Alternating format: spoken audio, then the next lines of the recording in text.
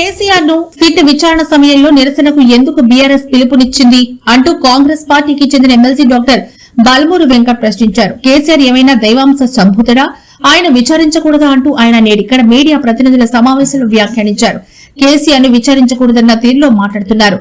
Tapping కేసులో అన్ని వేళ్లు కేసీఆర్ వైపే చూపిస్తున్నాయి. ట్యాపింగ్ లో అత్యధికంగా లబ్ది పొందింది కేసీఆర్ అని అర్థమవుతోంది. అందుకే ఆయన సిట్ విచారిస్తోంది.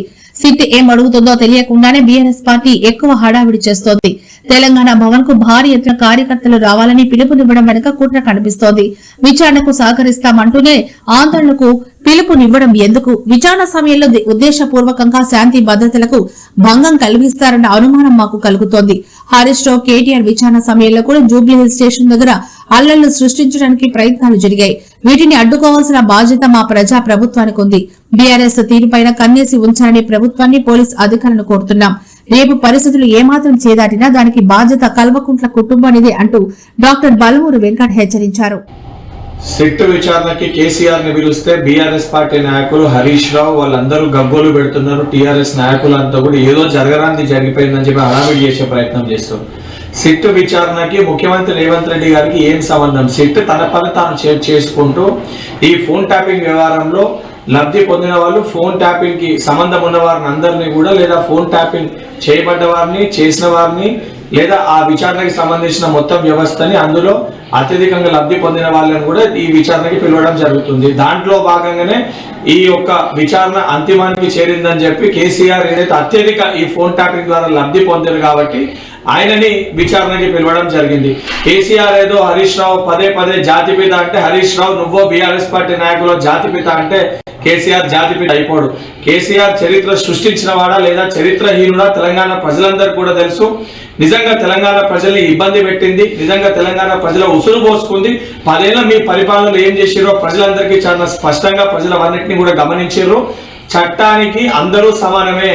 సిట్ విచారణకి అందరూ వెళ్ళినప్పుడు కేసీఆర్ ఏదో అతీతుడు, మహాత్ముడు, సిట్ విచారణ పిలవకూడదు, సిట్ విచారణకి కేసీఆర్ ని హాజరు కాకూడదు, పిలవడం తప్పు అనే విధంగా మున్సిపల్ ఎన్నికల్లో నీచానికి దిగజారి ఏదైతే మీ రాజకీయ లబ్ధి కోసము ప్రచారం చేసే ప్రయత్నం చేస్తారో, మీ ఎన్ని మాటలు చెప్పినా, ఎన్ని పిచ్చి పిచ్చి చేష్టలు చేసినా సిట్ విచారణకి ఈ గగ్గోలు ఈ అన్ని కూడా పక్కన పెట్టి సిట్ విచారణకి సహకరించాల్సిన బాధ్యత మీ పైన ఉంది.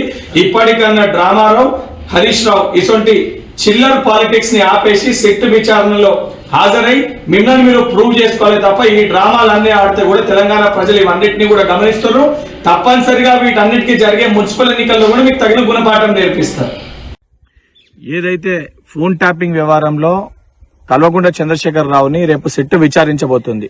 ఒకవైపు సిట్ విచారణకి సహకరిస్తున్నాము అని చెబుతూనే కేసీఆర్ గారిని విచారించకూడదు, విచారించడం పెద్ద తప్పు అనే విధంగా ఆయనదో దైవాంశ సంభృతుడనే భావించే విధంగా బీఆర్ఎస్ పార్టీ నాయకులు ఉద్దేశపూర్వకంగా ఏదైతే జనసమూహం చేయాలి, అందరు కూడా తెలంగాణ భవన్ కి తరలి రావాలి, కేసీఆర్ ని విచారించకూడదు, ఒకవైపేమో ప్రజలందరూ కూడా ఈ విచారణకి సహకరిస్తున్నామని చెప్తూనే పరోక్షంగా నిరసనలు తెలియజేసే ప్రయత్నం చేస్తారు. దీంతో చాలా స్పష్టంగా అర్థమవుతుంది బీఆర్ఎస్ పార్టీ వాళ్ళ వైఖరి ఏ విధంగా ఉందో. ఎందుకంటే ఫోన్ ట్యాపింగ్ వ్యవహారంలో అన్ని ఏళ్లు కూడా కేసీఆర్ వైపే ఎత్తి చూపుతున్నాయి. ఫోన్ ట్యాపింగ్ వ్యవహారం వల్ల అత్యధిక లబ్ధి పొందింది కల్వకుంట్ల చంద్రశేఖరరావు, ఆనాడు తెలంగాణ రాష్ట్ర ముఖ్యమంత్రిని చాలా స్పష్టంగా మనందరికి కూడా అర్థమవుతుంది. అర్థమైనప్పటికీ కూడా పదే ఫోన్ ట్యాపింగ్ మొదలేమో జరగలేదు, దాని తర్వాత జరిగింది, దాని తర్వాత ఎవరో చేసుంటారు, దాని తర్వాత సహకరిస్తాము. పరోక్షంగానేమో కేటీఆర్ హరీష్ రావుని విచారించినప్పుడు కూడా జూబ్లీహిల్స్ పోలీస్ స్టేషన్ పరిధిలో ఇదే విధంగా నిరసనలు తెలియజేసే ప్రయత్నం చేశారు. ఈ రోజు కూడా బీఆర్ఎస్ పార్టీ నాయకులు కావాలని ఉద్దేశపూర్వకంగా కుట్రపూరితంగా రేపు కేసీఆర్ ని విచారించే సమయంలో శాంతి భద్రతలకి భంగం కలిగించాలని ఒక ప్రయత్నం చేస్తున్నాడు. చాలా స్పష్టంగా వారి మాటల్లో అర్థమవుతుంది. ఈ దొంగల భర్తం పట్టాల్సిన బాధ్యత ప్రజాప్రభుత్వంగా మాపైన ఉంది. బాధ్యత మేరకు సిట్ విచారిస్తుంది. విచారించక ముందే ఏమి విచారిస్తుందో తెలియక ముందే కావాలని చెప్పి దీన్ని భూతద్దంలో పెట్టి చూపించి కావాలని చెప్పి ఏదైతే శాంతి భద్రతలకి భంగం కలిగించే ప్రయత్నం బీఆర్ఎస్ పార్టీ శ్రేణులు చేస్తున్నారు. నేను ప్రభుత్వ పెద్దలకి అదేవిధంగా పోలీస్ శాఖ అధికారులకు విజ్ఞప్తి చేస్తున్నా, రేపు కేసీఆర్ ని విచారించే సమయంలో కావాలని ఉద్దేశపూర్వకంగా వీళ్ళు శాంతి భద్రతలు ఏదైతే దెబ్బతినే ప్రయత్నం బీఆర్ఎస్ పార్టీ నాయకులు చేస్తారు. ప్రభుత్వం దాంతో అప్రమత్తంగా ఉండాలి.